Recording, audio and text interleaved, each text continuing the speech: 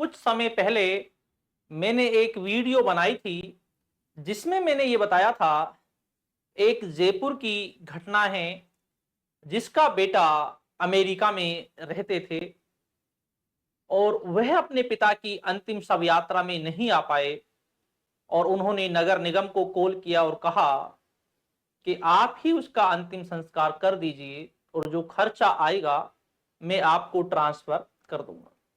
लेकिन दिन प्रतिदिन ऐसी घटनाएं बहुत ज्यादा बढ़ रही है और ऐसी वीडियो बनाने का मेरा उद्देश्य भी ये होता है, हमसे सबसे ज्यादा जो जुड़े हुए हैं वो शिक्षित जुड़े हुए हैं, क्योंकि हमारा जो चैनल है वो भी एक एजुकेशन वाला चैनल है।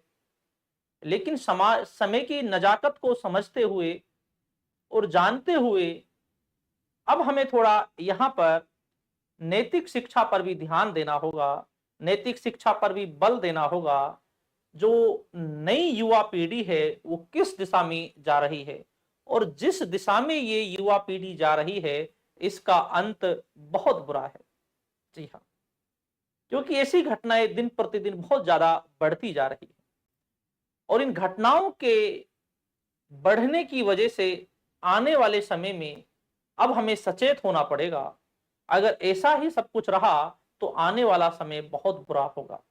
जब हम वृद्ध आश्रमों की बातें करते हैं और जब हम अंतिम संस्कारों की बातें करते हैं तो इन घटनाओं को देखते हुए अब ये लगने लगा है जितने ज्यादा शिक्षित लोग हैं उतने ज्यादा उनके माता पिता उनके माता पिता के, चाहे हम अंतिम संस्कार की बातें करें चाहे वृद्ध आश्रम की बात करें, तो सबसे ज्यादा उनके माता पिता हमें दिखाई देते हैं। आज भी जो गांव के जो लोग हैं जो अनपढ़ हैं वो अपने माता पिता की जो इज्जत है जो सम्मान है वो बहुत ज्यादा करते हैं। लेकिन न जाने ये जो शिक्षित जो युवा हमारी पीढ़ियां हैं पता नहीं ये कौन सी दिशा में जा रही है। अब हमें इस शिक्षित जो पीढ़ी है जो शिक्षित जो वर्ग है इसके लिए नैतिक शिक्षा एक मॉरल एजुकेशन भी बहुत ज्यादा जरूरी हो जाती है। जी हाँ, नमस्कार, जय हिंद साथियों, मैं सत्ता। ये घटना गुजरात की घटना है। वीडियो कॉलिंग से मां का अंतिम संस्कार, कुरियर से मंगाई अस्थियां। जी हाँ, और ये घटना जो है ये गुजरात की घटना है। बुजुर्ग दंपति अपनी बेटी से अलग रहते थे क्योंकि उनकी एक बेटी थी जो अहमदाबाद में रहती थी। पिता गुजरात के दूसरे जिले में रहते थे। उसके बाद मां की डेथ हो जाती, अर्थात बुजुर्ग की पत्नी की डेथ हो जाती है। कॉलोनी वाले उसकी बेटी के लिए कॉल करते हैं जो अहमदाबाद में रहती थी और कहते हैं कि आपकी मां की डेथ हो चुकी है, आप आ जाइए, जो क्रियाक्रम है आप वो कर जाइए। क्योंकि पिता की बहुत ज्यादा उम्र है, 70 वर्ष की उम्र है और जिस पत्नी की डेथ हुई है उसकी 65 वर्ष की अवस्था है। एक ही पुत्री है जो अहमदाबाद में रहती है।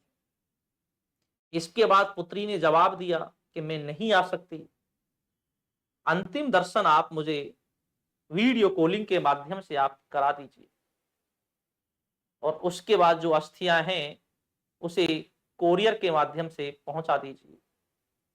ये समाज इस मामले में कितना आगे जा चुका है।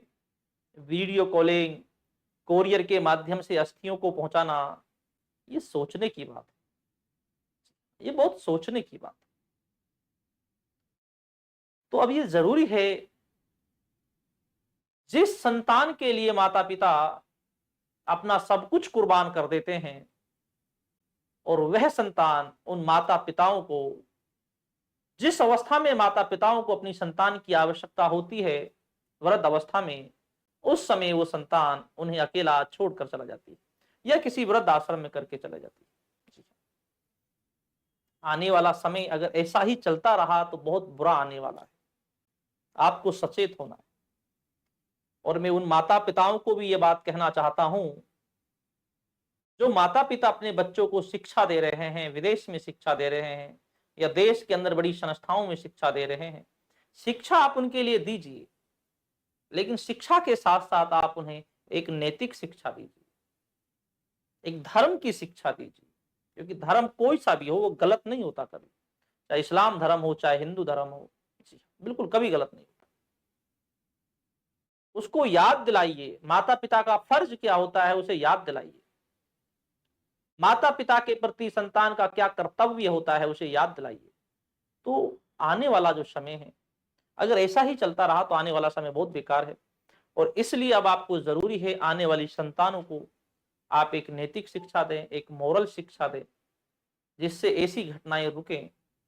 क्योंकि ऐसी घटनाओं को देखकर मन बड़ा विचलित हो जाता है, कभी कभी तो अंदर से घबराहटें होती है ऐसी घटनाओं को देखकर। इसलिए मैंने इस पर एक वीडियो पहले भी बनाई थी और आज भी मैं इस पर वीडियो बना रहा हूं। और ये सारी जो घटनाएं हैं ये सच्ची घटनाएं हैं। जी हाँ, तो माता पिताएं और छात्र अपनी संतानों को बिल्कुल नैतिक शिक्षा आप जरूर दें, एक नैतिक शिक्षा दो आप उसकी। माता पिता का कर्तव्य बताइए, माता पिता के प्रति संतान का क्या कर्तव्य है। जी, अगर आप ऐसी घटनाओं को रोकना चाहते हैं। जी हाँ, तो इसी उद्देश्य के साथ मैंने ये वीडियो रिकॉर्ड की है। यूं तो हमारा चैनल एक एजुकेशन का है, लेकिन अब एजुकेशन के साथ साथ जैसी समाज में जो बुराइयां फैल रही हैं, अगर इन बुराइयों के प्रति हम आवाज ना उठाएंगे तो इनके प्रति कौन आवाज उठाएगा। तो ये हमारा कर्तव्य है और मैं अपना इसे कर्तव्य समझते हुए मैंने ये वीडियो रिकॉर्ड की है। जी हाँ, बिल्कुल आपको सचेत होना है ऐसी घटनाओं के प्रति।